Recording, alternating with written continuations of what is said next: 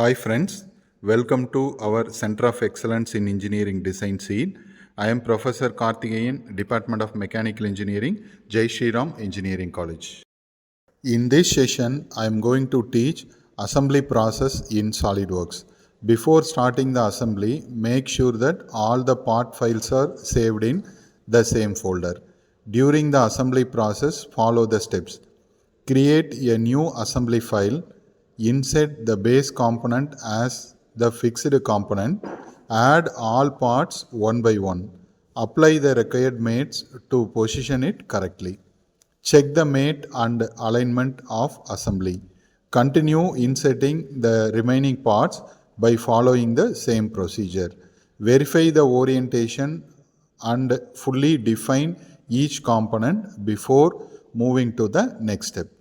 Once the assembly is completed, rotate the model to verify that all the components are positioned correctly and there is no mate errors. Kindly follow the video carefully for successful completion of assembly process.